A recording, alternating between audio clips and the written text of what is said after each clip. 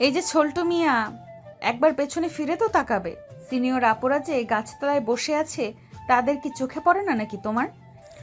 নীল college gate দিয়ে সোজা হেঁটে যাইতেছে, কাঁধে ব্যাগ এবং চোখে সানগ্লাস পরে। এমন সময় পিছন থেকে কে যেন ডেকে উঠল। এটা দেখে নীল পিছনে ফিরতে দেখতে পেল নীলাদ্রি ডাকতেছে। নীল ইশারা করে বলতে লাগলো, এই যে আপু, আপনি কি আমাকে ডাকছেন? হ্যাঁ, আমি তোমাকে রাখতেছি। বাবু সোনা, এদিকে আসো, তোমার সাথে আমার কিছু কথা আছে। তোমাকে নিয়ে চিপায় যাব। নীল তাড়াতাড়ি করে চলে আসলো নীলাদ্রির কাছে। নীলাদ্রির সামনে দাঁড়াতেই নীলাদ্রি বসা থেকে উঠে দাঁড়িয়ে নীলকে উদ্দেশ্য করে বলতে লাগলো, বাহ, তুমি তো দেখি অতি ফার্স্ট আছো। চিপায় বলেছি যাব বলে এইটার জন্য তাড়াতাড়ি চলে এসেছো। চিপায় নিয়ে গেলে আদর করতে পারবেন নাকি? আপু, আমাকে এতটাও ছোট ভাইবেন না যে আপনাকে আদর করতে পারবো না। একবার যেহেতু বলেছেন চিপাই চাপাই যাবেন, চলেন চিপাই গিয়ে আপনাকে বুঝিয়ে দিতেছি আমি কতটা ছোট। এই একদম চুপ, কোনো কথা বলবি না। তোকে ডেকেছি অন্য একটা কাজে, আর তুই কিসের চিপাই চিপাই করতেছিস সেই কখন থেকে? আর যদি একটা কথা বলি তাহলে খবর আছে তোর। নীলাদ্রির কথা শুনে নীল চুপ হয়ে রইল। বেশ কিছুক্ষণ এইভাবে চুপ থাকার পর নীলাদ্রি বলতে লাগলো, তোর নাম কি? কোন ইয়ারে ভর্তি হয়েছিস? আর বয়স কত তোর? আর এই কলেজে নতুন নাকি, আগে কখনো এসেছিলি? আমার নাম নীল, ইন্টার ফার্স্ট ইয়ারে ভর্তি হয়েছি, আর বয়স 19। আগে কখনো এই কলেজে আসা হয় নাই, এই প্রথম এসেছি। এর আগে আম্মু এসে ভর্তি করিয়ে দিয়ে গেছে। তুই কি এখনো বাচ্চা নাকি যে তোর আম্মুকে সাথে নিয়ে আসিস? কোথায় তোর আম্মুকে? একটু ডাক দে, তোর আম্মুর সাথে একটু কথা আছে। আমার আম্মুর সাথে আপনার কি কথা আছে? ও, বুঝতে পারছি, বিয়ের কথা বলবেন। হ্যাঁ, বলতে পারেন। আমার আম্মু এক পায়ে রাজি আছে আমার জন্য মেয়ে খুঁজতে। এখন তো আপনি বলতেছেন আপনি আমাকে বিয়ে করবেন, তো চলেন গিয়ে করে আসি। এই, তুই কিন্তু এখন বেশি কথা বলতেছিস। আর একটা কথা বললে তোর খবর আছে। তোকে কিছু বলতেছি না বলে তুই এমন করতেছিস। চুপচাপ দাঁড়িয়ে থাক। এই মুখটা দাঁড়িয়ে আছিস কেন? এই ছেলেকে ধরতো, সে কখন থেকে পেঁচাল পেড়ে আমার মাথা খেয়ে ফেলছে। ভাই আমি পারবো না। এই ছেলে যেই কথা বলতে পারে, কখন আবার চিৎকার করে বসে, তার কোনো শিওর নেই। তার চাইতে ভালো হবে তুই এই ছেলেকে ছেড়ে দে, অন্য একটা ছেলে দেখ। এই তো, আপনার বান্ধবী একদম ঠিক কথা বলেছে। আমাকে ছেড়ে দেন, তাহলে আমি চিৎকার করব না, কিছু করব না। আর যদি না ছাড়েন তাহলে আমি এখনই চিৎকার করতেছি। কে কোথায় আছো? তাড়াতাড়ি আমাকে বাঁচাও, এই মেয়ে আমাকে খুন করবে। এই মেয়ের হাতে পিস্তল আছে, তাড়াতাড়ি আমাকে বাঁচাও। এই ছেলে, একদম চুপ করবি নাকি আমি আমার ছুরিটা বের করব বইয়ের ভেতর থেকে? আর যদি একটা কথা বলেছিস তাহলে ছুরিটা বের করে তোর পেট ফুটো করে দিব। ঠিক আছে, আর কোনো কথা বলবো না। এখন তাড়াতাড়ি বলেন আমাকে কি করতে হবে। আমি আবার ক্লাসে যাব। স্যার ক্লাসের ভিতরে প্রবেশ করতেছে। আচ্ছা, তুই আগে ক্লাসে যা। ক্লাস শেষ করে এসে এরপর আমার সাথে দেখা করবি। তোকে বলেছিলাম না চিপায়ে যাব, তোকে নিয়ে চিপায়ে যাব, তাড়াতাড়ি যা। নীল চলে গেল ক্লাসরুমে। এদিকে মুক্তা নীলাদ্রিকে উদ্দেশ্য করে বলতে লাগলো, কিরে নীলাদ্রি, তুই যে ছেলেটাকে বললি ছেলেটা আসবে, ছেলেটা আসলে চিপাই যাবি, সত্যি কি তাকে নিয়ে চিপাই যাবি? মুক্তা, তুই কি পাগল হয়ে গেছিস? আমি এই পিচ্চি ছেলের সাথে চিপায় যাব? এই পিচ্চি ছেলে তো আমার হাঁটু অবধি পড়বে না। আর তুই জিজ্ঞেস করতেছিস এই ছেলেকে নিয়ে চিপায় যাব কি না? তুই তো নিজেই বলেছিস, এটার জন্যই তো আমি বললাম তোকে যে তুই চিপাই যাবি না কি। আচ্ছা যাই হোক, চল ক্লাসে যাই। স্যার হয়তো ক্লাসে ঢুকেছে। নতুন বছর নতুন দিন, নতুন ক্লাসে উঠেছি। ঠিকমতো ক্লাস না করলে স্যার আবার বকাবকি করবে। হ্যাঁ, চল ক্লাসে যাওয়া যাক। নীলাদ্রি মুক্তা এবং তার আরও কয়েকজন বান্ধবী নিয়ে চলে আসলো ক্লাসরুমে। সবাই বসে আছে, স্যারের লেকচার শুনতেছে এবং কিছুক্ষণ পর নীলাদ্রি স্যারের ক্লাস শেষ করে চলে আসলো বাহিরে। এদিকে নীল ক্লাসরুমে প্রবেশ করতে ক্লাসের স্যার নীলকে দেখে বলতে লাগলো, বা আজকে তো দেখছি আমাদের কলেজে নায়ক মান্না চলে আসছে। এই সবাই উঠে দাঁড়াও, নায়ক মান্নাকে সম্মান দাও। এই ছেলে, তুমি জানো না এই কলেজে কোনো সেজেগুজে আসা যাবে না? স্যার আমি তো বাহিরে পোস্টার দেখলাম না, পোস্টার দেখলে তো আমি আমার চশমা প্যান্ট সবকিছু খুলে তারপরে আসতাম। বেয়াদব ছেলে, মুখের ভাষা ঠিক করো। এসব কি বলছো? এখন আমি আসলে তোমার মুখে কস্টেপ দিয়ে বন্ধ করে ফেলবো। আহ স্যার আপনি কি বলছেন এসব? আমাকে আমার মুখ কস্টিপ দিয়ে বন্ধ করে ফেলবেন? কখনোই বন্ধ করতে পারবেন না। আমি কথা বলতে বলতে মুখের কস্টেপ খুলে ফেলতে পারবো। বাবা, আমাকে মাফ করে দাও। তোমার সাথে কথা বলা আমার অনেক ভুল হয়েছে। আমি বুঝতে পেরে গেছি তুমি কি বলতে চাইছো। এখন তুমি ভিতরে এসে বসো, আমি আমার পড়াগুলো দিয়ে তারপরে বের হয়ে যাই। নীল ভিতর এসে বসে পড়তে স্যার তার লেকচার শেষ করে চলে গেল। এইদিকে নীল যে বেঞ্চে বসেছে সেই বেঞ্চের একটা মেয়ে বলতে লাগলো, বাহ ভাইয়া বাহ, আপনি তো স্যারকে খুব ভালোভাবে শায়েস্তা করে দিয়েছেন। আর একটু যদি শায়েস্তা করে দিতেন তাহলে খুব ভালো হতো।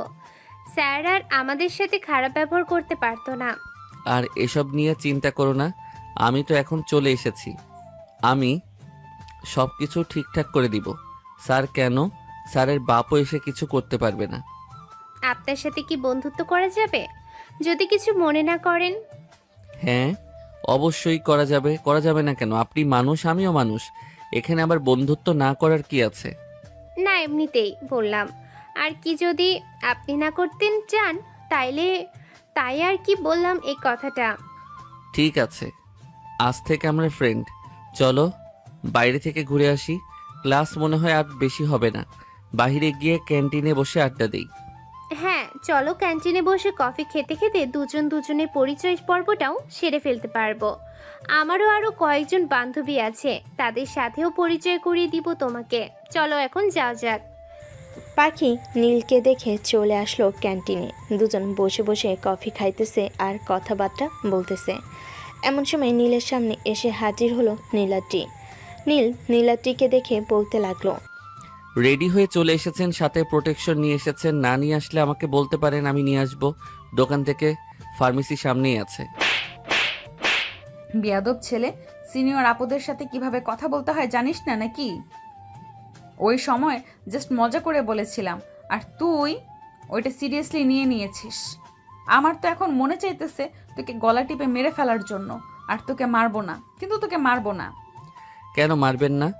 মেরে ফেলেন আমাকে, তারপর না হয় পুলিশ এসে আপনাকে ধরে নিয়ে যাক। বেশি কথা বলবি তাহলে সত্যি সত্যি তোকে মেরে ফেলবো। এখন তো কোনো কিছু করতেছি না।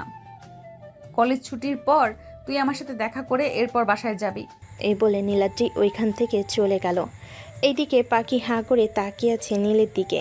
বেশ কিছুক্ষণ হাঁ করে তাকিয়ে থাকার পর পাখি নীলকে উদ্দেশ্য করে বলতে লাগলো, কি ব্যাপার নীলাদ্রি আপু, তোমার সাথে এরকম করলে কেন?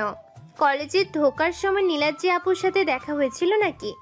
হ্যাঁ দেখা হয়েছিল, উনি নিজের মুখে বলেছে যে আমার সাথে চিপায় যাবে। তো এখানে আমার অপরাধ কি? আমি কি এমন করলাম যে তিনি আমার সাথে এরকম করলেন? আমার তো এখানে কোনো অপরাধ নেই। অপরাধ থাকলে অবশ্যই আমি মাফ চাইতাম। যেখানে তিনি নিজের মুখে বলেছে সেখানে আমি তো মাত্র সামান্য একজন পিচ্চি ছেলে। আচ্ছা যাই হোক, বাদ দাও, চলো আমার বান্ধবীদের কাছে নিয়ে যাই, তাদের সাথে পরিচয় করিয়ে দিই। তারা হয়তো ওইদিকে বসে আছে। পাখি নীলকে নিয়ে চলে আসলো কলেজে পিছনের দিকে। এসে দেখে কলেজের পিছনে সবাই বসে আড্ডা দিতেছে। পাখি তার বান্ধবীদের পাশে গিয়ে বসে পড়ল। নীলও পাখির পাশে বসে পড়তেই পাখি সবাইকে উদ্দেশ্য করে বলতে লাগলো, এই তোরা শোন, ওর নাম হচ্ছে নীল। আজকে আমাদের কলেজ নতুন ভর্তি হয়েছে। তোরা তো ক্লাস করিস নাই, তাহলে দেখতে পারতিস নীল কিভাবে স্যারকে শায়েস্তা করেছে। নীল ওদের সাথে পরিচয় হয়ে নাও। এই হচ্ছে আফরিন, এই হচ্ছে বৃষ্টি, এইটা হচ্ছে রুনা, আর এইটা হচ্ছে সুমাইয়া। হ্যাঁ সবার সাথে পরিচয় হয়ে গেলাম। এখন তোমরা আমাকে একটা বুদ্ধি দাও। আমি ওই নীলাদ্রি মেয়েটাকে শায়েস্তা করতে চাই। মেয়েটার দুর্বলতা কোথায় ওইটা আমাকে জানাবে তোমরা। আরে মেয়েটার দুর্বলতা হচ্ছে সে যদি একা থাকে তাহলে তার সামনে যদি কোনো ছেলে গিয়ে দাঁড়িয়ে কথা বলে সে ভয় পায়। এটা হচ্ছে তার সবচেয়ে বড় দুর্বলতা। ও আচ্ছা, তার মানে আমাকে একটা সুযোগ বের করতে হবে। সে কখন একা হবে আর তখন আমি তাকে গিয়ে ভয় দেখাবো। তবে খুব সাবধান, তার একটা শুনেছি বয়ফ্রেন্ড আছে এই কলেজে। তার বাবার অনেক টাকা থাকার কারণে সে যা ইচ্ছা তাই করতে পারে। তুমি একটু সাবধানে থাকবে, তার চোখে যাতে তুমি না পড়ো সেদিকে খেয়াল রাখ। আরে এসব নিয়ে চিন্তা নেই। এসব নিয়ে চিন্তা করলে অনেক আগে চিন্তা করতে পারতাম। এখন শুধু ওই মেয়েটাকে সাহায্য করার জন্য আমি প্ল্যান তৈরি করব। আচ্ছা যাই হোক, তোমরা তাহলে এখন এখানে থাকো, আমি বাসায় যাই, কালকে দেখা হবে। এই বলে নীল সবার কাছ থেকে উঠে মাঠের মাঝখানে হেঁটে হেঁটে যেতে লাগলো রাস্তার দিকে। মেন গেটের সামনে এসে দাঁড়াতেই পিছন থেকে কে যেন নীলের শার্টের কলার টেনে ধরল। নীল পেছনে ফিরতে দেখতে পেল রাব্বি ও তার শার্টের কলার টেনে ধরেছে। নীলকে দেখে রাব্বি নীলের শার্টের কলার ছেড়ে দিয়ে বলতে লাগলো, কিরে নীল, এখানে তুই কি করিস? তুই এই কলেজে ভর্তি হয়েছিস, আমাকে আগে জানাবি না? আরে রাব্বি ভাই, আপনি এই কলেজে পড়েন, আগে জানলে তো আমি সর্বপ্রথম আপনার সাথে দেখা করতাম এই কলেজে এসে। আচ্ছা যাই হোক, তুই এই কলেজে ভর্তি হয়েছিস, যদি তোকে কেউ ডিস্টার্ব করে বা তোকে কেউ ভয় দেখায় তাহলে আমার নাম বলবি। আর এই নিয়ে আমার ফোন নাম্বার, আমাকে ফোন দিলে আমি সাথে সাথে চলে আসবো। ঠিক আছে রাব্বি ভাই, এখন তাহলে আমি যাই। আজকে প্রথম দিন তো তাই ভালো লাগতেছে না, আর বন্ধু বান্ধবও নেই কলেজে, এটার জন্য কাল থেকে তো আপনার সাথেই থাকবো। ঠিক আছে, যা তাহলে বাসায়। নীল চলে আসলো বাসায়। কলিং বেল দিতেই তার আম্মু এসে দরজা খুলে দিল। নীলকে দেখে তার আম্মু বলতে লাগলো, কি রে নীল, আজকে এত তাড়াতাড়ি চলে এসেছিস কেন? আজকের প্রথম দিন কলেজে, আর আজকেই তুই তাড়াতাড়ি চলে এসেছিস? হ্যাঁ আম্মু, আজকে চলে এসেছি। আর কত থাকবো এখানে, একটা বন্ধু বান্ধব নেই, কাল থেকে বিকাল 4টা অবধি থাকবো। ঠিক আছে, কাল থেকে না হয় বিকাল 4টা অবধি থাকবি। এখন তাহলে যা, ফ্রেশ হয়ে আয়, আমি খাবার রেডি করছি টেবিলে। নীল চলে আসলো তার রুমে। অন্যদিকে নীলাদ্রি রাব্বিকে উদ্দেশ্য করে বলতে লাগলো, কি ব্যাপার রাব্বি, তুমি ওই ছেলেটার কিছু করলে না কেন? আর সে হচ্ছে আমার এলাকার ছোট ভাই। আমি যদি এখন তাকে কিছু করি তাহলে তার বন্ধু বান্ধব নিয়ে আমাকে পিটিয়ে বত্তা বানিয়ে ফেলবে। ছি, আমি ভাবতেও পারতেছি না তুমি একটা পিচ্চি ছেলের কাছে এইভাবে ভয় পেয়ে গেলে। তোমার সাথে রিলেশন করাটাই আমার বেকার হয়েছে। যদি ওই ছেলের সাথে করতাম তাহলে আরও বেশি ভালো হতো। এই চল আমরা এখান থেকে যাই। এ বলে নীলাদ্রি তার বান্ধবীদেরকে নিয়ে চলে আসলো কলেজের গেটের সামনে। বেশ কিছুক্ষণ দাঁড়িয়ে থাকার পর রিক্সা আসতেই নীলাদ্রি ও তার বান্ধবীদের কাছ থেকে বিদায় নিয়ে চলে গেল বাসায়। নীলাদ্রি ইন্টার সেকেন্ড ইয়ারে পড়ে। তার আব্বু টপ বিজনেসম্যান। আপাতত এইটুকুই থাকুক, এরপর আরও কিছু জানতে পারবেন। নীল ফ্রেশ হয়ে এসে খাওয়া দাওয়া করে বসে টিভি দেখতেছে। এমন সময় তার আম্মু এসে বলতে লাগলো, নীল, কলেজে আজকে কি কি করেছিস শুনি? কি আর করব, তেমন কোনো কিছুই করি নাই। ওই একটা সিনিয়র মেয়ের সাথে একটু ঝগড়া করেছিলাম। কলেজে ঢুকতে না ঢুকতেই ওই মেয়েটা আমাকে বলা শুরু করেছে আমার সাথে নাকি চিপাই যাবে। এটা নিয়ে আর কি ঝগড়া করেছি তার সাথে। ও আচ্ছা, থাক এসব। সিনিয়র মেয়েদের পাল্লায় পড়িস না, কখন কি করে বসে তার কোনো ঠিক ঠিকানা নেই। যা, রুমে গিয়ে একটু বিশ্রাম কর, আর রাতের বেলা তোর আব্বু আসবে, তোর সাথে কি যেন জরুরি কথা বলবে। আমার সাথে আবার কি জরুরি কথা বলবে? আমার বিয়ের ব্যাপারে কথা বলবে নাকি, যে বলতেছো আমার সাথে জরুরি কথা বলবে? হতেও পারে, আবার নাও হতে পারে, কারণ আমি শিওর করে বলতে পারতেছি না তোর আব্বু কিসের জন্য তোর সাথে কথা বলবে। আগে তো কখনো এই রকম করে বলে নাই যে তোর সাথে কথা বলবে রাতে এসে। আজকে হঠাৎ বলেছে, তাই আর কি তোকে বললাম। আচ্ছা আব্বু বাসায় আসুক, এরপর দেখি কি বলে আমাকে। নীল চলে আসলো তার রুমে। বিছানায় বসে বসে ফোন টিপতেছে। এমন সময় তার ফোনটা বেজে উঠল। তাকিয়ে দেখে শুভ সকাল দিয়েছে। কলটা রিসিভ করতেই ও পাশ থেকে শুভ বলতে লাগলো, কি রে নীল, কেমন আছিস? অনেকদিন পর তোর সাথে কথা হলো। আমাদের তো কোনো খোঁজ খবর নিস না, এতটাই স্বার্থপর হয়ে গেলি। হ্যাঁ, আমরা অনেক স্বার্থপর হয়ে গেছি। শালা, আজকে তুই 10 দিন ধরে বাড়িতে নেই, মামাদের বাসায় গিয়েছিস মামাতো বোনের সাথে রিলেশন করার জন্য। আর এখানে আমি একা একা কলেজে যাই, সবগুলো হারামি গিয়ে তাদের আত্মীয়দের বাসায় পড়ে আছে। সরি নীল, আজকে রাতে আমি রওনা দিব। কালকে সকালে তোর সাথে কলেজে দেখা হবে। ফোন রাখলাম তাহলে এখন। সকাল 10টায় কলেজ গেটের সামনে দাঁড়িয়ে থাকবি। এই বলে শুভ কলটা কেটে দিল। এদিকে নীল বিছানায় শুয়ে পড়তেই ঘুমিয়ে গেল। সন্ধ্যা 6টা। নীল ঘুম থেকে উঠে ফ্রেশ হয়ে চলে আসলো পাড়ার চায়ের দোকানে। চা খেতে খেতে নীল বলতে লাগলো, চাচা, আপনার মেয়ের কি খবর? সে পড়ালেখা কেমন করতেছে? আপনি তো আর কিছু জানালেন না ওই দিন টাকা দেওয়ার পর। এখন আলহামদুলিল্লাহ খুব ভালো পড়ালেখা করতেছে। ওই দিন যদি তুমি টাকা না দিতে তাহলে সে পরীক্ষা দিতে পারতো না। আজকে সে পরীক্ষা দিয়েছে এবং ভালো একটা চাকরি পেয়েছে। ও আচ্ছা, যাক, আলহামদুলিল্লাহ। অনেক খুশি হলাম আপনার মুখ থেকে এই কথা শুনে। নীল চা খেয়ে ওইখান থেকে চলে গেল বাসায়। অন্যদিকে নীলাদ্রি তার রুমে বসে আছে। এমন সময় তার আম্মু রুমে এসে বলতে লাগলো, নীলাদ্রি, নিচে আয়, তোর আব্বু তোকে ডাকতেছে। হঠাৎ আব্বু আমাকে ডাকতেছে কেন? কিছু হয়েছে নাকি? তোর আব্বু তোকে ডাকতেছে কেন এটা কি আমি জানি নাকি? তুই গিয়ে জিজ্ঞেস করে আয়, তোর আব্বু তোকে ডাকতেছে কেন। আচ্ছা, আমি জিজ্ঞেস করে আসতেছি আব্বু কেন আমাকে ডাকতেছে। এই বলে নীলাদ্রি চলে আসলো নিচে। এসে দেখে তার আব্বু ফোনে যেন কার সাথে কথা বলতেছে। বেশ কিছুক্ষণ পর নীলাদ্রির আব্বুর কথা বলা শেষ হতে নীলাদ্রি বলতে লাগলো, আব্বু, তুমি নাকি আমাকে ডেকেছো? হ্যাঁ ডেকেছি, একটা জরুরি প্রয়োজন, এটার জন্য ডেকেছি। তোর জন্য আমরা ছেলে খুঁজতেছি। ভালো ছেলে হলে তার পরিবারের সাথে কথা বলে তোর বিয়ে দিয়ে দেব।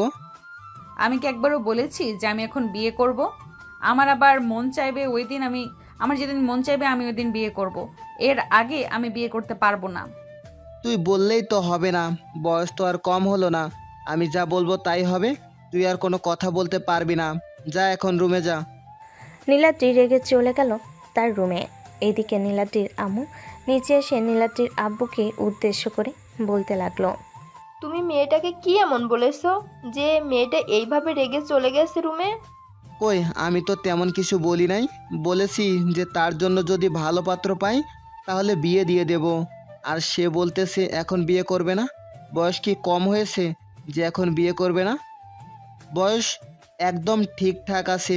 এখন বিয়ে করলে কয়েকদিন পর আমরা নাতি নাতনির মুখ দেখতে পারবো। নীলাদ্রি যেটা বলবে সেটাই হবে, তুমি তার উপর দিয়ে কোনো কথা বলতে পারবে না। সে যেহেতু বলেছে এখন বিয়ে করবে না, তার মানে এখন বিয়ে করবে না। তোমরা মা মেয়ে কি শুরু করেছো বলো তো? মেয়েটার বয়স কি কম হয়েছে? একবারও কি খেয়াল করেছো? খেয়াল করার দরকার নেই, আমার মেয়ে যেখানে সুখী হবে সেখানেই বিয়ে করাবো। তুমি আর একটা কথাও বলতে পারবে না। এই বলে নীলাদ্রির আম্মু ওইখান থেকে চলে আসলো নীলাদ্রির রুমে। নীলাদ্রিকে উদ্দেশ্য করে তার আম্মু বলতে লাগলো, নীলাদ্রি, তুই কোনো চিন্তা করিস না, তুই পড়ালেখা করতে থাক। আমি তোর বিয়ে এখন দেব না। তুই যেদিন বিয়ে করবি যেদিন আমাকে বলবি ওই দিন বিয়ে দেবো তোকে। ঠিক আছে, আম্মু আর আব্বুকে বলে দিবে আমি সামনে যাতে আর বিয়ে নিয়ে কথা না বলে, আমার সামনে যাতে আর বিয়ে নিয়ে কথা না বলে। আমার এসব একদম পছন্দ না। আমি আমার মনের মতো ছেলে খুঁজে এরপরে তোমাদেরকে জানাবো। ঠিক আছে, এখন তাহলে খাওয়া দাওয়া করে ঘুমিয়ে নে, কালকে আবার কলেজ যাবি। নীলাদ্রি রাতে খাওয়া দাওয়া করে চলে আসলো তার রুমে। অন্যদিকে নীল বসে আছে সোফায়। এমন সময় তার আব্বু বলতে লাগলো, কিরে, তুই নাকি কলেজে গিয়ে বাদরামি করিস, সিনিয়র মেয়েদের সাথে নাকি ফাজলামি করিস, এটা কি একদম সত্যি?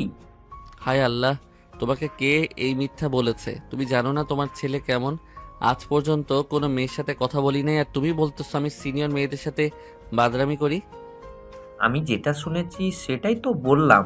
আর যাতে তোর নামে এই রকম বিচার না শুনি, যদি আর একবার শুনতে পাই তাহলে ওই কলেজে কোনো একটা সিনিয়র মেয়ের সাথে তোর বিয়ে দিয়ে দেব। আচ্ছা আব্বু, তুমি সবসময় সিনিয়র করো কেন? এইসব কিন্তু আমার একদম ভালো লাগে না। সিনিয়র করবে না তো কি করবে? আমি তো তোর আব্বুর সিনিয়র ছিলাম, এটার জন্য তোকেও বলতেছে সিনিয়র মেয়ের সাথে বিয়ে দিবে। সিনিয়র আর জুনিয়রের মধ্যে পার্থক্য কি আমাকে একটু বোঝাও তো। এটা আমি বোঝাতে পারবো না।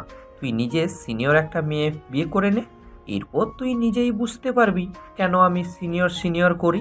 ঠিক আছে, দেখা যাক সিনিয়র মেয়ে বিয়ে করি নাকি জুনিয়র মেয়ে বিয়ে করি, এটা না হয় পরে বোঝা যাবে।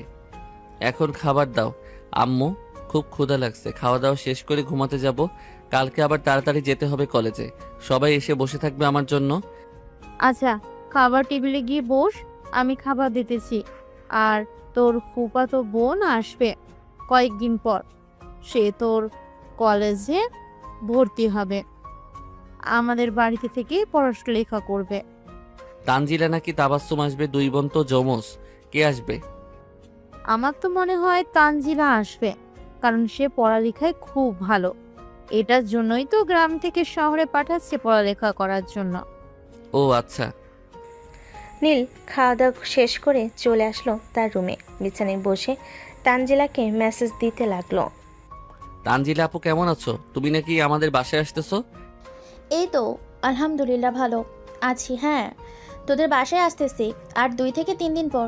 আমি আমার কাগজপত্র তোর কাছে দিয়ে রাখছি। তুই তো কলেজে যাস, প্রিন্সিপাল স্যারের সাথে কথা বলে এরপর আমার ভর্তির ফর্মটা ফিল আপ করে দিয়ে আসিস। ঠিক আছে, তুমি তোমার সকল কাগজপত্র পাঠিয়ে দিও। আমি ফটোকপি করে তারপর প্রিন্সিপাল স্যারের সাথে কথা বলে তোমার অ্যাডমিশন করিয়ে দিব। নীল তানজিলার সাথে আরও কিছুক্ষণ কথা বলে ফোনটা কেটে দিল। বেশ কিছুক্ষণ পর নীল ঘুমেতে সে পাড়ি জমালো। পরের দিন সকাল 8টা। নীল তাড়াতাড়ি করে ফ্রেশ হয়ে চলে আসলো খাবার টেবিলে। খাওয়া দাওয়া করে তার রুমে এসে কলেজের জন্য রেডি হয়ে চলে আসলো কলেজে। সকাল 10টা। কলেজ গেটের সামনে দাঁড়িয়ে আছে নীল। এমন সময় পিছন থেকে শুভ নীলকে উদ্দেশ্য করে বলতে লাগলো। কিরে নীল, কেমন আছিস? অনেকদিন পর তোর সাথে দেখা হয়েছে। প্রায় 1 মাস আগে তোর সাথে দেখা হয়েছিল, আর আজকে দেখা। শালা আত্মীয়দের বাড়িতে গিয়ে তাদের মেয়েদের সাথে টাঙ্কি মেরে আবার আমাকে বলতেছিস 1 মাস পর দেখা হয়েছে। তো কেমন দিনকাল কাটলো ওইখানে? প্রেম টেম কয়টা করেছিস? ভাই, আত্মীয়দের বাসায় গিয়ে আরও অনেক বড় ঝামেলায় পড়ে গিয়েছিলাম। শালা পছন্দ করছে একটা আর বিয়ে করায় দিছে আরেকটার সাথে। বল তো এখন কি করা প্রয়োজন? পছন্দ করছি আমি ছোটটাকে, আর বিয়ে করায় দিছে বড়টার সাথে। এটার জন্য আমি তাকে ওই বাড়িতে রেখে এসেছি। হা হা হা, বেশ ভালো হয়েছে। বেশি লোভের ফল পেয়েছিস তুই। ফোনে কথা বললে তোর চলে না, বাড়িতে গিয়ে ইটিস পিটিস করতে হয়, তাই না? এখন দেখলি তো লোভের পরিণাম কি রকম হয়েছে। হ্যাঁ রে, এখন বুঝতে পারছি। চল এখন ভিতরে যাওয়া যাক, বাকি সবাই তো ভিতরে অপেক্ষা করতেছে। নীল আর শুভ মাঠের মাঝখান দিয়ে হেঁটে হেঁটে যাইতেছে। এমন সময় নীলের সামনে এসে দাঁড়ালো নীলাদ্রি। নীলাদ্রিকে দেখে নীল বলতে লাগলো। কি ব্যাপার, আপনি হঠাৎ এখানে? তাও আবার এইরকম ভাবে সেজে গুজে আমার সামনে দাঁড়িয়ে আছেন। আমাকে বিয়ে করার প্ল্যান করেছেন নাকি? তোর মতো পিচ্চি ছেলেকে তাও আবার আমি বিয়ে করব? হাসালি আমাকে। কালকে তুই রাব্বিকে ভয় দেখিয়েছিলি কেন? সে তো ভয় পেয়ে আবার তোকে কিছু করে নাই। এই যে আপু, আপনি কোনো রাব্বির সাথে কথা বলতেছেন? ওই যে মুখে হালকা হালকা দাড়ি আর সবসময় কালো পোশাক এবং কালো একটা বাইক নিয়ে আসে, ওই রাব্বির কথা বলতেছেন? হ্যাঁ, আমি ওই রাব্বির কথাই বলতেছি। সে আমার বয়ফ্রেন্ড, তাকে ভয় দেখিয়েছে এই ছেলেটা। ওই ভিতর ডিম আপনার বয়ফ্রেন্ড? তাও আবার আমাদের বিশ্বাস করতে হবে? তাকে একবার ডাক দিয়ে আমাদের সামনে নিয়ে আসেন। সে দেখবেন ভয় পেয়ে মাথা নিচু করে আমাদের সাথে কথা বলতেছে। আর সে আপনার থেকে 2 বছরের জুনিয়র হবে। হাত পায়ে লম্বা হলেই হয় না, গিয়ে দেখেন। মানে সে তো বলেছে আমার থেকে 2 বছরের সিনিয়র হবে সে, আর আপনি বলতেছেন সে জুনিয়র হবে। সে যদি জুনিয়র হয় তাহলে আপনারা দুজন যা বলবেন আমি তাই করতে রাজি আছি। চলেন রাব্বির কাছে, এখন যাব। ঠিক আছে, চলেন তাহলে। নীলাদ্রি নীল এবং শুভকে নিয়ে চলে আসলো রাব্বির কাছে।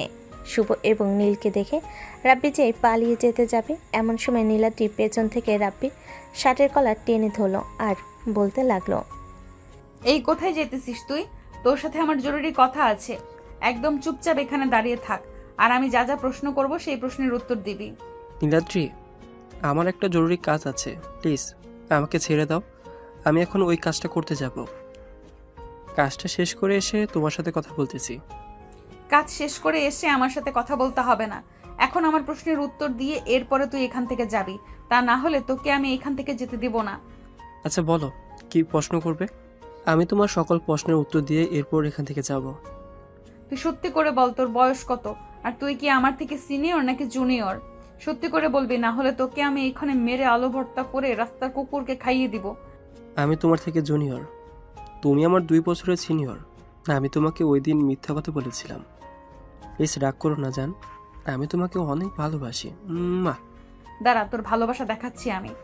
এই বলে নীলাদ্রি রাব্বিকে মারতে মারতে গেটের বাইরে দিয়ে আসলো। এইদিকে নীল আর শুভ চলে আসলো ক্লাসরুমে। দুজন বেঞ্চে বসে আছে। এমন সময় নীল বলতে লাগলো, কি রে, ওই মেয়েটা তো বলেছিল আমাদের কথা যদি সত্যি হয় তাহলে আমরা যা বলবো ওই মেয়ে তাই শুনবে। এখন তো এই মেয়েটাকে কিছু করার দরকার।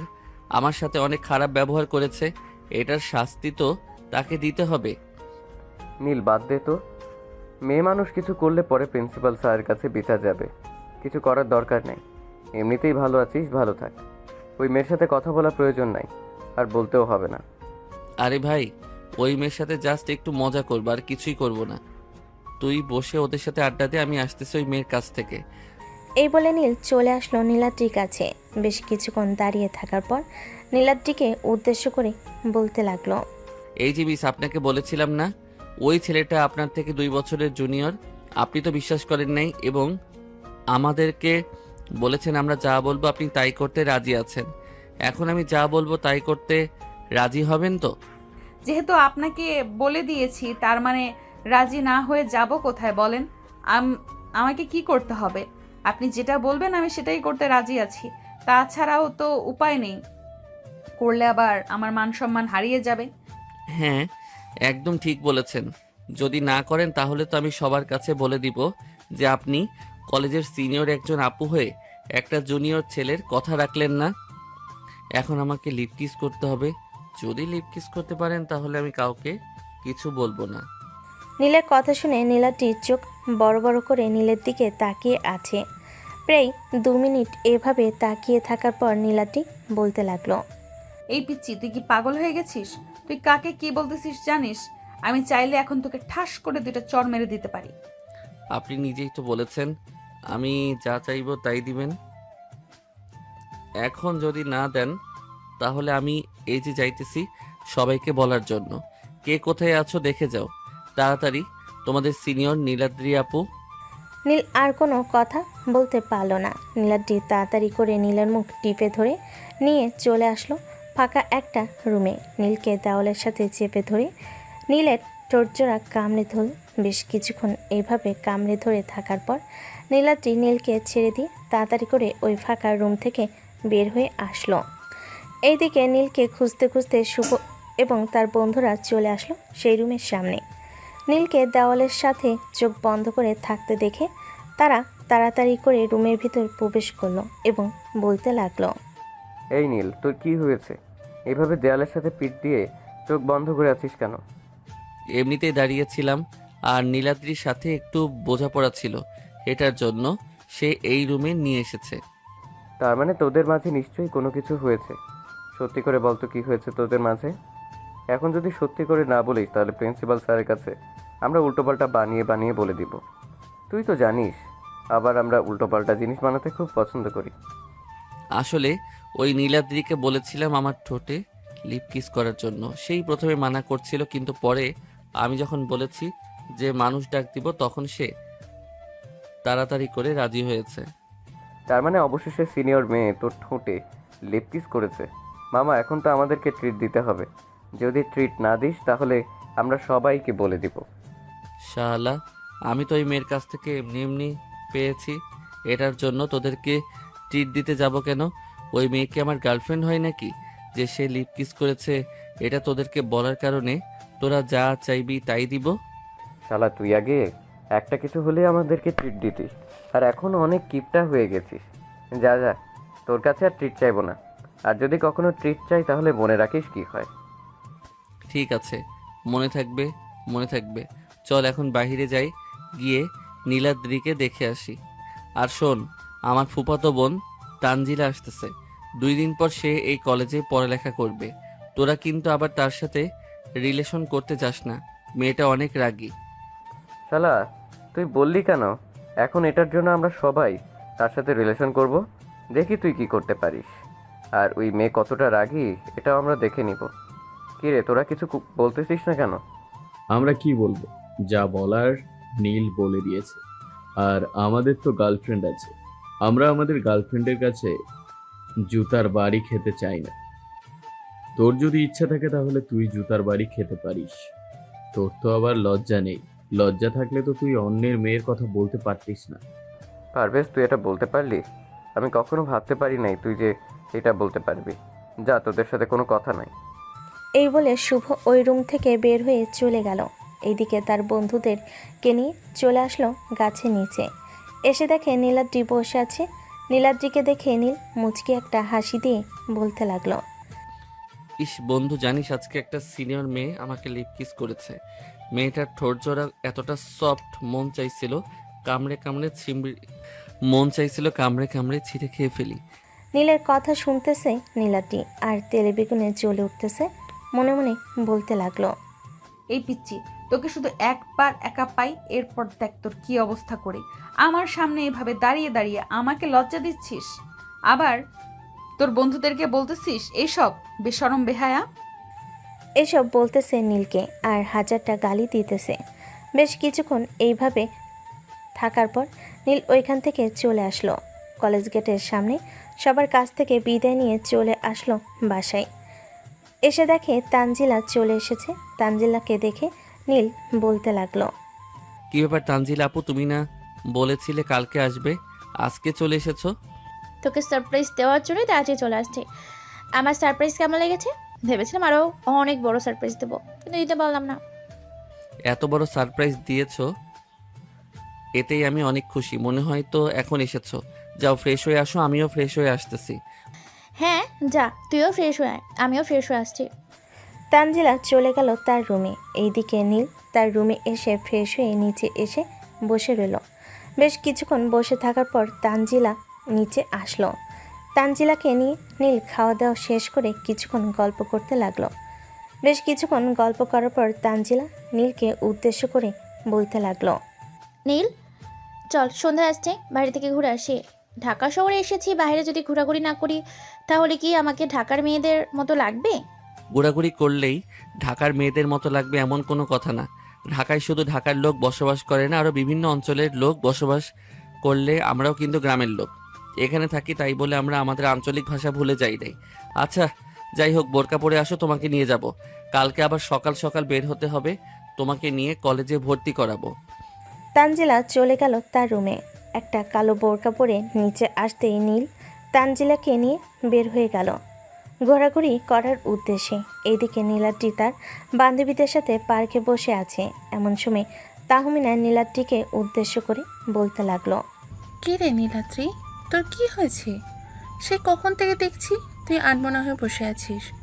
কেউ কি তোকে কিছু বলেছে, নাকি ওই দুষ্টু ছেলেটা তোকে কিছু বলেছে? না, কিছু বলে নাই, এমনিতেই আনমনা হয়ে বসে আছি।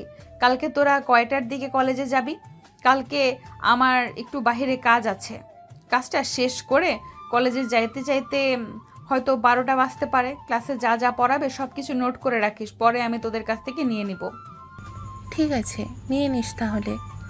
সবাই বসে গল্প করতেছে। এমন সময় পার্কের ভিতর প্রবেশ করলো নীল এবং তানজিলা। নীল তানজিলাকে নিয়ে চলে আসলো একটা বেঞ্চের উপরে। দুজন বসে আছে। এমন সময় নীলাদ্রি নীলকে দেখতে পেল। তাহমিনাকে উদ্দেশ্য করে নীলাদ্রি বলতে লাগলো, এই তাহমিনা, ওইদিকে তাকিয়ে দেখতো, ওইটা সেই ছেলেটা না যে ছেলেটা কলেজে আমাদের সাথে ফাজলামি করে? দেখে তো মনে হচ্ছে সেই ছেলেটাই, কিন্তু তার সাথে ওই মেয়েটা কি? তাকে তো চিনলাম না, আগে তো কখনো দেখি নাই। আরে তুই বুঝিস না, এটা ওর গার্লফ্রেন্ড, তার জন্যই তো ঘুরতে নিয়ে এসেছে। পার্কের ভেতরে না হলে কি এইভাবে পার্কের ভেতরে নিয়ে আসতো? একদম ঠিক বলেছিস, চল গিয়ে বেটাকে ধরি। আজকে যতটুকু পারবো ওর পকেট থেকে সবগুলো টাকা বের করব, আমাদের সাথে ফাইজলামি করে, সিনিয়র আপুদেরকে সম্মান করতে জানে না। এটার জন্য তো তাকে শাস্তি পেতেই হবে। সে শাস্তি না পেলে কিভাবে হবে? হ্যাঁ চল তাহলে গিয়ে বেটাকে ধরি।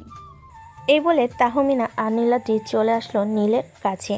নীলের সামনে ওরা দাঁড়াতে তানজিলা বলতে লাগলো, এই মেয়ে, তোমরা কারা? আর আমাদের সামনে এসে দাঁড়িয়েছো কেন? দেখছো না আমরা বসে আছি? এই পিচ্ছি, তুই না বলে রিলেশন করিস, তাহলে এই মেয়ের সাথে তো দেখতেছি দিব্যি হাত ধরে ঘুরোঘুরি করতেছিস। আমি কার সাথে ঘুরে বেড়াবো, কার সাথে ঘুরে বেড়াবো না, এসব আপনার জেনে তো কোনো লাভ নাই। আপনি এখান থেকে চলে যান, আপনার সাথে কথা বলার ইচ্ছা নাই। আজকে তোকে কিছু বলবো না, কালকে তুই কলেজে আয়, এরপরে তোকে কলেজে ধরবো। এই তাহমিনা, চল আমরা এখান থেকে চলে যাই। তারা ভালোভাবে রিলেশন করুক, মনের কথাগুলো আদান প্রদান করুক। এই বলে নীলাদ্রি তাহমিনাকে নিয়ে ওখান থেকে চলে গেল। এদিকে তানজিলা নীলকে উদ্দেশ্য করে বলতে লাগলো, কি রে নীল, ওই মেয়েটা কে রে? আর তোকে এইসব বলে গেছে কেন? ওই মেয়েটার সাথে তোর কোনো সম্পর্ক আছে নাকি? আরে না আপু, তুমি কি যে বলো না, ওই মেয়ে তো আমার চাইতে 3 থেকে 4 বছরের বড়। আবার তুমি বলতেছো ওই মেয়ের সাথে আমার কোনো সম্পর্ক আছে কিনা? হ্যাঁ, আমি বলছি সম্পর্ক থাকতেও তো পারে। সিনিয়র হয়েছে তো কি হয়েছে? তাই বলে তুমি এসব বলবে? ওই মেয়ের সাথে আমার কোনো সম্পর্ক নেই। সম্পর্ক থাকলে আমি আগেই জানিয়ে দিতাম তোমাকে, কারণ তোমার সাথে তো সবসময় ফ্রিভাবে কথা বলি, আমার সব কথা তুমি জানো। আচ্ছা যাই হোক, বাদ দে এখন এসব। চল ফুচকা খেয়ে বাসায় যাব, কালকে আবার তাড়াতাড়ি উঠতে হবে। এমনিতেই আমি রাতে ঘুমাই অনেক দেরিতে, সকালে উঠতেও পারি না তাড়াতাড়ি। এখন থেকে তাড়াতাড়ি উঠতে হবে। তানজিলা নীলকে নিয়ে এইখান থেকে চলে আসলো ফুচকার দোকানে। ফুচকা খেয়ে চলে আসলো বাসায়। কলিং বেল দিতে নীলের আম্মু এসে দরজা খুলে দিল। বেশ কিছুক্ষণ পর দুজন চলে আসলো। দুজনের রুমে ফ্রেশ হয়ে নিচে বসে কিছুক্ষণ গল্প করে রাতের খাবার খেয়ে দুজনের রুমে চলে গেল। নীল বিছানায় শুয়ে শুয়ে গান শুনতেছে আর তার বন্ধুদের সাথে গেম খেলতেছে। অন্যদিকে নীলাদ্রি তার রুমে শুয়ে শুয়ে একবার এপাশ করতেছে আরেকবার ওপাশ করতেছে, কিন্তু কিছু বলতে পারতেছে না। তার মন বারবার কি যেন বলতেছে, কিন্তু সে বুঝতে পারতেছে না। নীলাদ্রি তার মনকে উদ্দেশ্য করে বলতে লাগলো, এই মন আজকে কি হয়েছে তোর? এমন কাঁদতেছিস কেন? কেন আমার এরকম মনে হচ্ছে যে আমি কাউকে পছন্দ করি, কেউ আমার কাছ থেকে হারিয়ে যেতেছে? সত্যি কি আমি কাউকে পছন্দ করি, নাকি আমার মন এমনিতেই এরকম করতেছে? এসব হাজারো চিন্তা ভাবনা করতে করতে নীলাদ্রি ঘুমের দেশে পাড়ি জমালো। অন্যদিকে নীল রাত 12টা অবধি গেম খেলে ঘুমের দেশে পাড়ি জমালো। দেখতে দেখতে রাত পার হয়ে সকাল হলো। সকাল 7টা। নীল ঘুম থেকে উঠে ফ্রেশ হয়ে নিচে এসে দেখে তার আম্মু একা একা বসে চা খাইতেছে। তার আম্মুকে উদ্দেশ্য করে বলতে লাগলো, আম্মু, তানজিলা আপু এখনো ঘুম থেকে উঠে নাই নাকি? কলেজে যাবে কখন? সকাল 9টার সময় কলেজে যেতে হবে। তানজিলা আপুকে ভর্তি করাতে হবে, অনেক সময় লাগবে। এখনো ঘুম থেকে উঠে নাই, তুই গিয়ে একটু ডেকে দিয়ে আয় তো। বল তাড়াতাড়ি ঘুম থেকে ওঠার জন্য। আমি টেবিলে খাবার রেডি করতেছি। তুই একেবারে কলেজে যেন রেডি হয়ে চলে আসিস। তানজিলাকেও বলিস একেবারে রেডি হয়ে নিচে নামার জন্য। ঠিক আছে আম্মু, তুমি টেবিলে খাবার রেডি করো, আমি তানজিলা আপুকে ঘুম থেকে উঠিয়ে এরপর আমি রেডি হয়ে আসতেছি। এই বলে নীল চলে আসলো তানজিলার রুমে। এসে দেখে তানজিলা এখনও ঘুমাচ্ছে। তানজিলাকে ডাক দিয়ে ঘুম থেকে উঠিয়ে নিয়ে চলে আসলো তার রুমে। ফ্রেশ হয়ে কলেজের জন্য রেডি হয়ে চলে আসলো নিচে। খাবার টেবিলে বসে খাবার খেতে লাগলো। খাওয়া দাওয়া শেষ করে দুজন রেস্ট করে চলে আসলো বাইরে। একটা রিক্সা নিয়ে চলে আসলো সোজা কলেজে। গেট দিয়ে প্রবেশ করতে যাবে এমন সময় গাছের নিচে বসে থেকে নীলাদ্রি নীলকে ডাক দিয়ে বলতে লাগলো, এই পিচ্ছি, এই দিকে আয়, তোর সাথে জরুরি কথা আছে, তাড়াতাড়ি এই দিকে আয়। আর তোর সাথে ওই মেয়েটাকে বল চলে যাওয়ার জন্য। তানজিনা আপু, ওই যে একটা রুম দেখতেছো, ওই রুমে তুমি চলে যাও। আমি ওই মেয়েটার সাথে দেখা করে এরপর আসতেছি, না হলে শান্তি মতো আমাদেরকে কাজ করতে দিবে না। তুই আমার সাথে যাবি, আর ওই মেয়েদের কাছে গেলে আমি তোর সাথে যাব। আমিও শুনতে চাই ওই মেয়ে কি বলে। নীল তানজিলাকে তার সাথে নিয়ে চলে আসলো নীলাদ্রির কাছে। নীলাদ্রিকে উদ্দেশ্য করে তানজিলা বলতে লাগলো, এই মেয়ে, তোমার সমস্যা কি? বারবার নীলকে ডাকছো কেন? কালকে পার্কে গিয়েছি, ওইখানেও আমাদের সাথে ঝামেলা করেছো। আবার কলেজে এসেছি, এখানেও ঝামেলা করছো। তোমার সমস্যাটা কি ওইটা বলো। নীলকে পছন্দ করো? ওর মতো পিচ্চি ছেলেকে আমি পছন্দ করব? কখনোই না। ওর সাথে আমার পার্সোনাল কিছু কথা আছে। আপনি 2 মিনিট এখানে দাঁড়ান, আমি তাকে নিয়ে ওইখান থেকে আসতেছি। 2 মিনিটের বেশি সময় লাগবে না। এই বলে নীলাটি নীলের হাত ধরে টানতে টানতে নিয়ে চলে আসলো কলেজের পিছনে। নীলের গলা টিপে ধরে নীলাটি চোখ বড় বড় করে বলতে লাগলো, এই কুত্তা, তোর কত বড় সাহস! তুই ওই মেয়ের সামনে আমাকে অসম্মানী করতেছিস। এখন যদি আমি রেগে যাই তাহলে তোর কি অবস্থা হবে বুঝতে পারছিস? আমাকে রাগিয়ে দিস না নীল, শেষবারের মতো বলতেছি, আমার সামনে ভালো ব্যবহার করবি, ভালোভাবে চলাচল করবি, না হলে কি করব নিজেও বুঝতে পারবি না। এই বলে নীলাটি নীলকে ছেড়ে দিতে নীল কোনোরকম গলায় হাত দিয়ে ওইখান থেকে চলে আসলো তানজিলার কাছে। তানজিলাকে ইশারা করে বলতেই তানজিলা নীলের সাথে হাঁটতে লাগলো। এদিকে নীল তানজিলাকে নিয়ে চলে আসলো প্রিন্সিপাল স্যারের কেবিনে। প্রিন্সিপাল স্যারের সাথে কথা বলে তানজিলাকে ভর্তি করিয়ে যেই চলে যেতে যাবে, এমন সময় তানজিলা বলতে লাগলো, প্রিন্সিপাল স্যার, আমাদেরকে একটা মেয়ে অনেকক্ষণ ধরে ডিস্টার্ব করছে, বিশেষ করে নীলকে বেশি ডিস্টার্ব করছে। আজকে আসার সময় ওই মেয়ে অনেক ডিস্টার্ব করেছে। ওই মেয়েটার নাম হচ্ছে নীলাদ্রি, এই কলেজেই পড়ালেখা করে।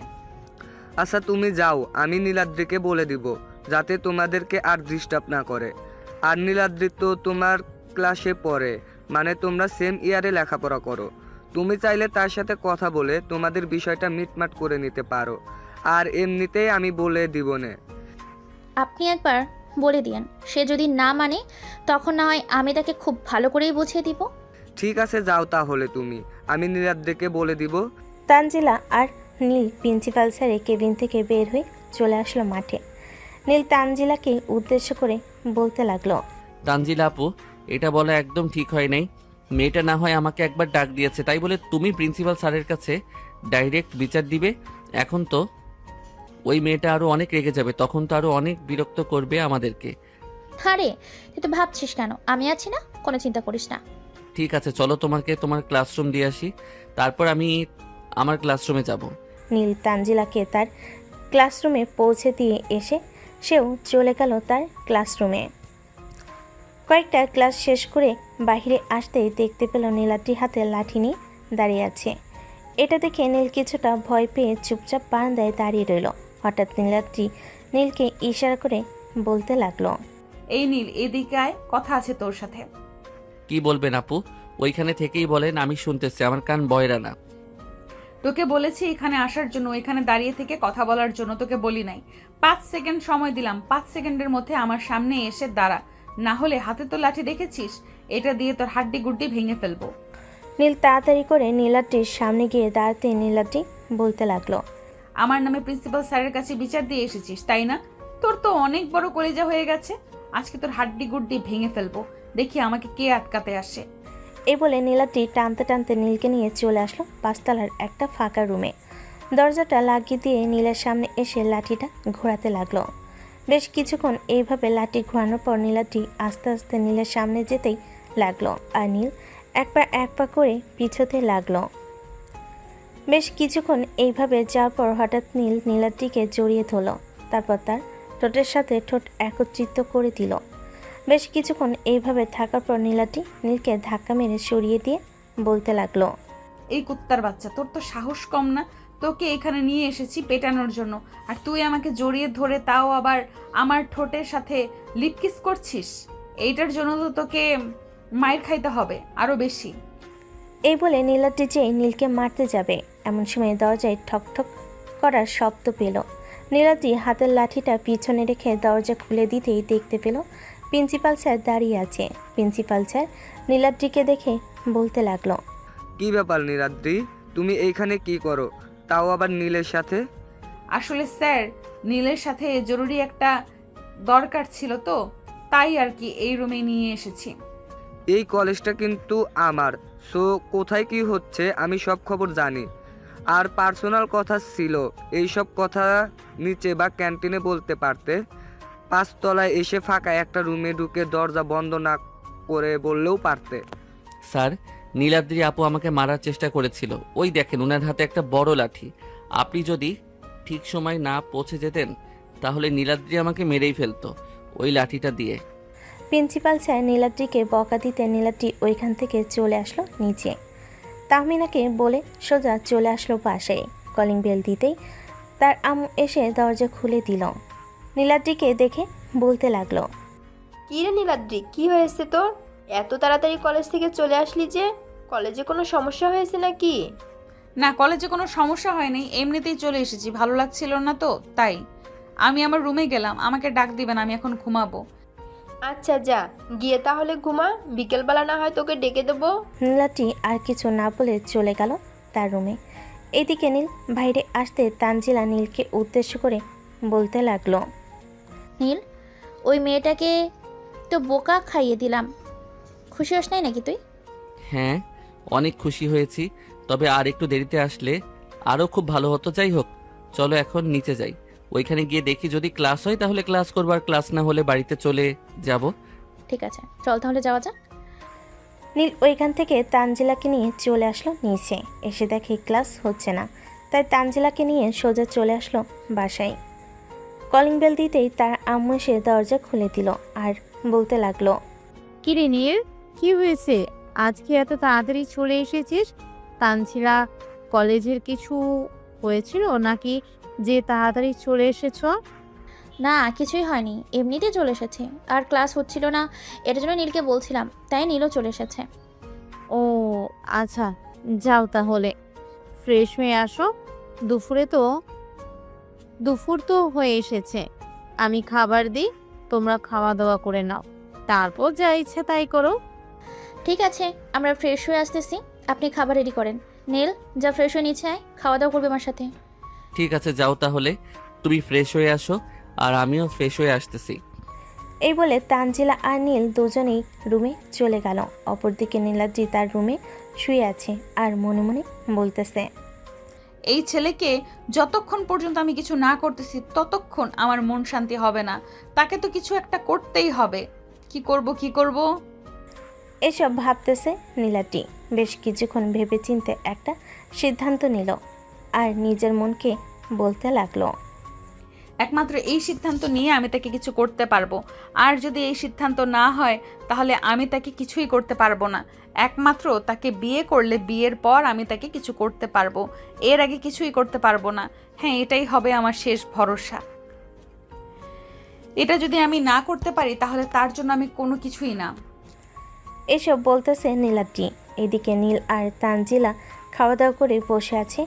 এমন সময় নীল তার আম্মুকে উদ্দেশ্য করে বলতে লাগলো, আম্মু, আমি আমার রুমে গেলাম, একটু ঘুমাবো। এখন যদি না ঘুমাই তাহলে মাথা ব্যথা করবে। এমনিতেই কালকে রাতে অনেক দেরিতে ঘুমিয়েছিলাম, আবার তাড়াতাড়ি উঠে গেছি। ঠিক আছে, যা তাহলে। আর তানজিনা, তুমিও যদি ঘুমাতে চাও তাহলে তুমিও গিয়ে ঘুমাও, সন্ধ্যায় না হয় আমি ডেকে দিব দুজনকে। নীল, তুই ঘুমাতে যা, আমি কিছুক্ষণ গল্প করে এরপর আসছি ঘুমানোর জন্য। নীল চলে আসলো তার রুমে। ফ্রেশ হয়ে বিছানায় শুয়ে পড়তেই ঘুম চলে আসলো তার। অন্যদিকে তানজিলা নীলের আম্মুকে উদ্দেশ্য করে বলতে লাগলো, ফুপু, তুমি কি নীলকে বিয়ে দিবে না নাকি? নীল তো অনেক বড় হয়ে গিয়েছে, এখন যদি তাকে বিয়ে না দাও তাহলে সে তো কয়েকদিন পর বাড়িতে মেয়ে নিয়ে আসবে, তখন কি করবে? আমার নীলের প্রতি বিশ্বাস আছে, সে কখনই এরকম কাজ করবে না। সে সব সময় আমার সাথে সব কথা শেয়ার করে। আশা করি সে যদি এইরকম কাজ করে তাহলে সে আমাকে সবার আগে জানাবে। এসব কথা বলতেছে নীলের আম্মু তানজিলাকে। বেশ কিছুক্ষণ তানজিলা গল্প করে চলে আসলো রুমে। বিছানায় শুয়ে পড়তেই ঘুমিয়ে গেল সে। সন্ধ্যায় ঘুম থেকে উঠে নিচে এসে নীলের আব্বুর সাথে কথা বলতেছে আর এইদিকে নীল গেম খেলতেছে। বেশ কিছুক্ষণ এভাবে গেল। গেম খেলার পর নীল চলে আসলো নিচে। এসে দেখে তার আব্বুর সাথে তানজিলা বসে কথা বলতেছে। নীল তার আব্বুর পাশে বসে পড়তেই তার আব্বু বলতে লাগলো, নীল, তোকে কতবার বললাম বিয়েটা করে নে, তাহলে তো একা একা লাগতো না, কিন্তু তুই তো বিয়ে করলি না। আর কি বলবো, আর কিছু বলার নেই। তুই তোর আম্মুর সাথে তাল মিলিয়ে কথা বলিস। তার চাইতে তানজিলা খুব ভালো, আমার সাথে কত ফ্রিভাবে কথা বলেই। হয়েছে হয়েছে, আর আমাদের নামে বদনাম করতে হবে না। এই নাও, তোমাদের জন্য বাড়িতে বসে মিষ্টি বানিয়েছিলাম, মিষ্টিগুলো খেয়ে নাও। সবাই মিলে মিষ্টি হেসে আড্ডা দিতে লাগলো। পরের দিন সকাল 10টা। নীল ঘুম থেকে উঠে চলে আসলো নিচে। এসে দেখে তানজিলা ঘুম থেকে উঠে গেছে। তানজিলার সাথে চা খেতে খেতে বেশ কিছুক্ষণ গল্প করে চলে আসলো বাহিরে। ঘোরাঘুরি করতেছে। নীল এমন সময় সামনে তাকিয়ে দেখে নীলাদ্রি তার দিকে এগিয়ে আসতেছে। এটা দেখে নীল পেছন ফিরে আবারও সামনের দিকে হাঁটা ধরল।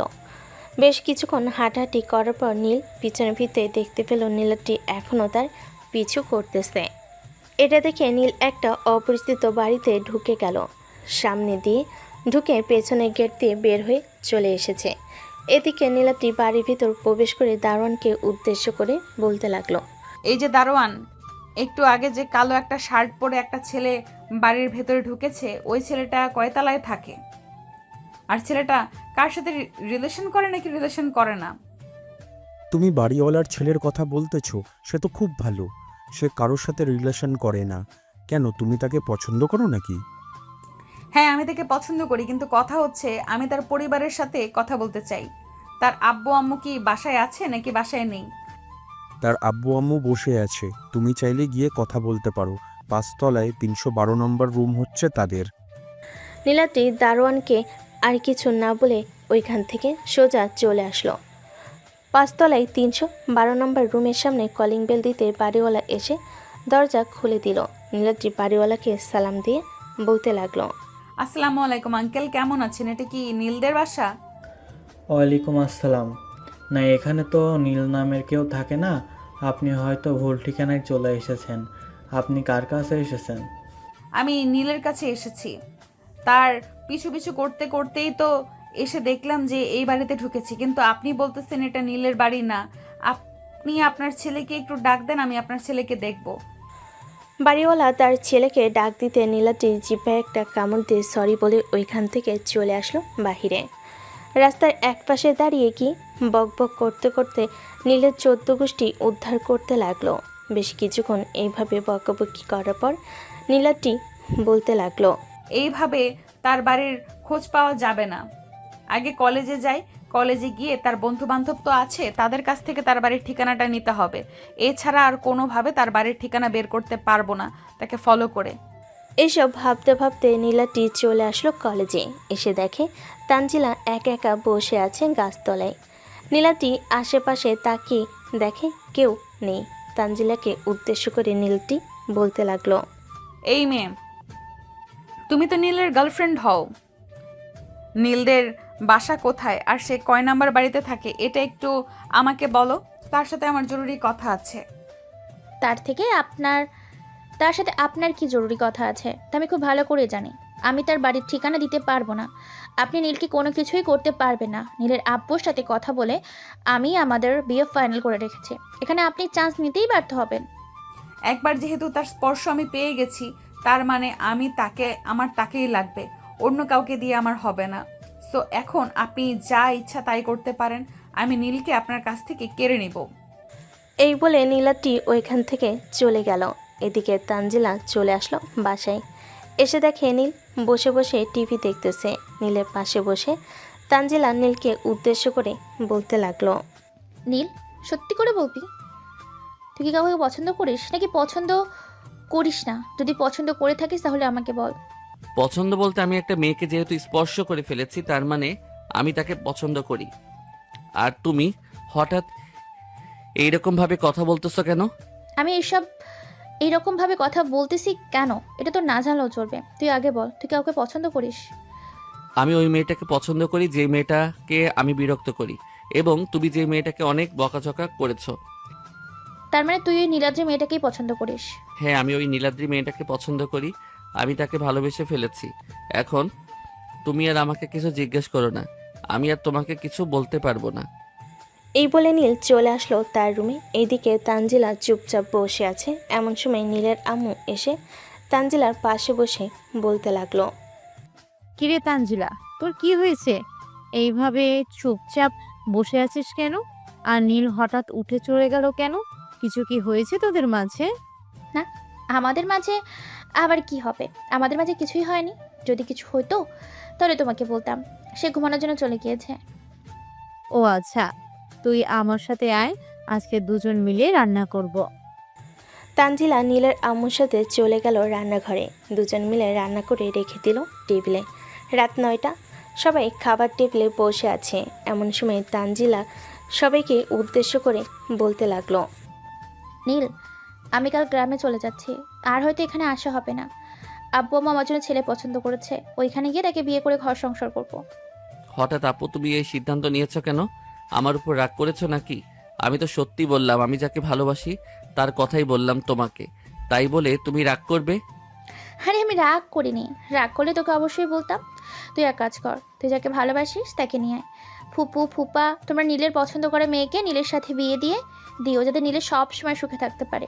হ্যাঁ, তা তো দিবই, কিন্তু তুই হঠাৎ করে এই সিদ্ধান্ত নিলি কেন? আজকে 2 মাস হয়েছে এখানে এসেছিস, আর তুই এখন বলতেছিস চলে যাবি? এখান থেকে আমি তোকে যেতে দিব না, তুই যাই বলিস না কেন। তানজিলা কিছু বলল না, চুপচাপ খাওয়া দাওয়া করে চলে আসলো তার রুমে। এদিকে নীল সব কিছু বুঝতে পেরে তানজিলার রুমে এসে দরজাটা লাগিয়ে দিয়ে তানজিলার বিছানায় বসে বলতে লাগলো, তানজিলা আপু, আমি তোমাকে কষ্ট দিতে চাই নাই। আসলে আমি কখনো চাইতাম না যে আত্মীয়র মধ্যে আমার বিয়ে হোক। এসব আমার একদম পছন্দ না। তুমি জানো যে আমার চাচাতো বোনের বিয়ে হয়েছে, তারা কিন্তু আত্মীয়ের মধ্যে বিয়ে হয়েছে, আমি তাদের বিয়েতে যাই নাই। আর আমি ওই মেয়েটাকে অনেক আগে থেকেই পছন্দ করি। ওই মেয়েটাকে সর্বপ্রথম দেখেছিলাম যে পার্কে তোমাকে নিয়ে গিয়েছিলাম, প্রথম দিন ওই পার্কে। ওই দিনের পর থেকে আমি তাকে পিছু করতাম, সবসময় তার খেয়াল রাখতাম। এই দেখো, প্রায় 200 থেকে 300 পিক তোলা আছে। সে যেখানে যাইতো সেখানেই আমি যাইতাম। এই বলে নীল চুপ হয়ে রইল। বেশ কিছুক্ষণ পর তানজিলা নীলকে উদ্দেশ্য করে বলতে লাগলো, আচ্ছা যা, আমি এখান থেকে যাব না। তবে আমার কথা শুনতে হবে। আমি যা বলবো তাই করতে হবে। আগে তোর বউকে আমি টেস্ট করব, এরপর তোদের বিয়ে দিব। তুই আমার সাথে রিলেশন করার অভিনয় করবি, আমিও দেখতে চাই ওই মেয়েটা কি করে তোর জন্য। ঠিক আছে, তুমি যেহেতু বলেছো আমি তোমার সাথে রিলেশন করার অভিনয় করব, কিন্তু আবার তুমি ভাইবো না আমি তোমার সাথে রিয়েলভাবে রিলেশন করতেছি। না, আমি কখনোই ভাববো না এমন কিছু। আচ্ছা, এখন তুই তোর রুমে ঘুমা, আমি এখন ঘুমাবো। নীল আর কিছু না বলে চলে আসলো তার রুমে। ফ্রেশ হয়ে বিছানায় শুয়ে পড়তে ঘুম চলে আসলো তার। কখন যে ঘুমিয়ে গেছে খেয়াল নেই। পরের দিন সকাল 7টায় দুজনে ঘুম থেকে উঠে ফ্রেশ হয়ে চলে আসলো নিচে। খাওয়া দাওয়া করে তানজিলাকে নিয়ে চলে আসলো কলেজে। নীল তানজিলার হাতে হাত রেখে বসে আছে আম গাছের নিচে। এমন সময় নীলাটি এসে নীলের সামনে দাঁড়ালো। তানজিলার হাতে নীলের হাত দেখে চোখ লাল করে তাকিয়ে আছে নীলাটি, আর বলতে লাগলো, এই নীল, তাড়াতাড়ি এই মেয়ের হাত থেকে তোর হাত সরা, না হলে কিন্তু আমি তোর হাত পুড়িয়ে ফেলবো। এই মেয়ে, তুমি কে? যাও তো এখান থেকে। আমাদের এখানে কোনো ভিক্ষা নেই। নীল, তুমি মেয়েটাকে বলে দাও যাতে আমাদের এখানে সামনে না আসে। এই যে আপু, আপনি আর আমাদের সামনে আসবেন না, আমরা দুজন গার্লফ্রেন্ড বয়ফ্রেন্ড, মনে রাখেন। এটা বলতে নীল যে উঠে যেতে যাবে, এমন সময় নীলাটি নীলের শার্টের কলা ধরে টানতে টানতে নিয়ে চলে আসলো একটা ফাঁকা রুমে। দরজাটা লাগিয়ে দিয়ে নীলকে দেওয়ালের সাথে ঠেস দিয়ে ধরে তার ঠোঁটের সাথে ঠোঁট একত্রিত করে দিল। বেশ কিছুক্ষণ পর দুজনেই রেসপন্স করতে লাগলো। বেশ কিছুক্ষণ এইভাবে থাকার পর নীলাটি নীলকে ছেড়ে দিতে নীল আবারও নীলাটিকে জড়িয়ে ধরে তার ঠোঁটের সাথে ঠোঁট একত্রিত করে দিল। আবারও কয়েক মিনিট এইভাবে লিপ কিস করার পর দুজনকে ছেড়ে দিয়ে কিছুটা দূরে সরে গেল। নীলাটি নীলকে উদ্দেশ্য করে বলতে লাগলো, নীল, তুই সত্যি করে বল, কাকে পছন্দ করিস? আমাকে করিস নাকি ওই মেয়েটাকে করিস? আর ওই মেয়েটাকে সত্যি করে বলবি, তোর সাথে সব সময় ঘুরে বেড়ায় কেন? ওই মেয়েটা হচ্ছে আমার ফুফাতো বোন। সে গ্রাম থেকে এখানে এসেছে পড়ালেখা করার জন্য। আমাদের বাড়িতে থেকে সব সময় পড়ালেখা করবে। তানজিলা আপু আমাকে পছন্দ করে, কিন্তু আমি তোমাকে পছন্দ করি, এটা তাকে আমি বলে দিয়েছি। আর কোনো অসুবিধা নেই, সে কোনো কিছুই করবে না। দেখ, আমি তোকে হারাতে চাই না। তুই তোর আব্বু আম্মুকে নিয়ে আমাদের বাসায় আসবি। কবে আসবি সেটা বল, আগে এখান থেকে সব কিছু ফাইনাল করে এরপরে বের হব। দেখি কবে যাওয়া যায়। সামনের সপ্তাহে গেলে চলবে নাকি এই সপ্তাহে যেতে হবে? এই সপ্তাহে যেতে হবে। যদি যেতে পারিস তাহলে বল, আর না যেতে পারলে বলতে পারিস, আর কখনো তোকে বলবো না যাওয়ার জন্য। আচ্ছা, আমি এই সপ্তাহে যাব, তবে আমাকে আর 2 থেকে 3 দিন সময় দিতে হবে। 2-3 দিন পর আমি তোমাদের বাসায় যাব আব্বু আম্মুকে নিয়ে। ঠিক আছে, মনে থাকে যেন। নীল আর কিছু না বলে নীলাদ্রিকে নিয়ে বাইরে বের হয়ে আসলো। দুজন সিঁড়ি দিয়ে নিচে নেমে আসলো তানজিলার কাছে। তানজিলা নীলাদ্রিকে উদ্দেশ্য করে বলতে লাগলো, যেহেতু লিপ কিস করবি এখানেই করলে পারতে, রুমে কি করার কি ছিল? আমি তো তোমার পরিচিত। আচ্ছা যাই হোক, তোমরা দুজন কবে বিয়ে করছো সেটা বলো। আর 2 থেকে 3 দিন পরে আমরা 2 জন বিয়ে করতেছি। তবে আমাদের বিয়েতে হয়তো কোনো অনুষ্ঠান হবে না, আবার হতেও পারে, তার কোনো শিওর নেই। নীলাদ্রি, নীল আর তানজিলা কথা বলতে লাগলো। বেশ কিছুক্ষণ কথা বলার পর 3 জন চলে আসলো নীলেদের বাসায়। নীল তার আম্মুর সাথে নীলাদ্রিকে পরিচয় করিয়ে দিল। নীলাদ্রি সারাদিন নীলদের বাসা থেকে চলে আসলো তাদের বাসায়। দেখতে দেখতে কেটে গেল 2টি দিন। সকাল 10টা, নীল এবং তার পুরো পরিবার রেডি হয়ে এসেছে নীলাদ্রিদের বাসায়। কলিং বেল দিতে নীলাদ্রি এসে দরজা খুলে দিল। সবাইকে দেখে সালাম দিয়ে সবাইকে ভিতরে নিয়ে গেল। সবাই সোফায় বসে আছে। এমন সময় নীলাদ্রির আব্বু আম্মু আসলো। সোফায় বসিয়ে নীলাদ্রির আব্বু আম্মুর সাথে কথা বলতে লাগলো। বেশ কিছুক্ষণ কথা বলার পর নীলাদ্রির আব্বু বলতে লাগলো, বিআই সাহেব, সকল কথা তো ফাইনাল হয়ে গেল। আমার মেয়ে চাইতেছে মসজিদে গিয়ে কাজী ডেকে বিয়ে করার জন্য। এখন আপনি যদি অনুমতি দেন তাহলে আমরা কিছুক্ষণ পর মসজিদে যাব। ইমাম সাহেব এবং কাজী থাকবে ওইখানে। ঠিক আছে, তারা 2 জন যা বলে তাই করেন। চলেন তাহলে যাওয়া যাক। নীলের আব্বু বেশ কিছুক্ষণ পর সবাইকে নিয়ে চলে আসলো কাছের একটা মসজিদে। দুজনে বিয়ে পড়িয়ে দিয়ে খেজুর খাইয়ে নিয়ে চলে আসলো নীলদের বাসায়। রাতে খাওয়া দাওয়া শেষ করে নীল, তানজিলা এবং নীলাদ্রি কিছুক্ষণ গল্প করে চলে আসলো রুমে। নীল দরজাটা লাগিয়ে দিয়ে নীলাদ্রিকে উদ্দেশ্য করে বলতে লাগলো, নীলাদ্রি চলো, আমরা দুজনে অজু করে 2 রাকাত নফল নামাজ আদায় করে নেই। আল্লাহর কাছে আমাদের নতুন জীবনের জন্য কিছু চাই। ঠিক আছে, চলো তাহলে। নীল নীলাদ্রিকে নিয়ে অজু করে 2 রাকাত নফল নামাজ আদায় করে খাটে এসে বসে পড়ল। এমন সময় নীলাদ্রি বালিশের নিচ থেকে একটা ছুরি বের করে নীলের গলার সামনে ধরে বলতে লাগলো, আমাকে অনেক জ্বালিয়েছিস কলেজে, আজকে আমি তোকে জ্বালাবো। যতক্ষণ পর্যন্ত আমার আদর ঠিক মতো না পাবো ততক্ষণ পর্যন্ত আমি এই ছুরি ধরে রাখবো তোর গলায়। ছুরি ধরে রাখলে আদর করব কিভাবে? ছুরিটা সরাও, আমি আদর করতেছি। নীলাদ্রি ছুরিটা সরাতেই নীল আদর করতে লাগলো নীলাদ্রিকে। এদিকে নীলাদ্রি আদর খেতে খেতে কান্না করতে লাগলো। হঠাৎ নীলকে জড়িয়ে ধরে তার ঠোঁটের সাথে তার ঠোঁট একত্রিত করে দিল। বেশ কিছুক্ষণ থাকার পর নীলাদ্রি নীলকে ছেড়ে দিয়ে ফিস ফিস করে বলতে লাগলো, এইভাবে চলবে না, আরো জোরে আদর করো। আজকে সারা রাত আদর করতে হবে আমাকে। আর লাইট জ্বালিয়ে আদর করতেছো, তোমার পাঠক পাঠিকার চেয়ে রয়েছে। এই যে পাঠক পাঠিকারা, আপনারা এভাবে চেয়ে থাকলে আমি আদর করব কিভাবে? আপনারা তাকিয়ে আছেন তাই আমার বউ লজ্জা পাইতেছে। এখন আপনারা তাড়াতাড়ি চলে যান, আমি আমার বউকে আদর করে একটা ফুটফুটে সন্তান নিয়ে আসি। সবাই ভালো থাকবেন, সুস্থ থাকবেন, আর হ্যাঁ, 5 ওয়াক্ত নামাজ পড়তে ভুলবেন না। ধন্যবাদ সবাইকে। সমাপ্ত।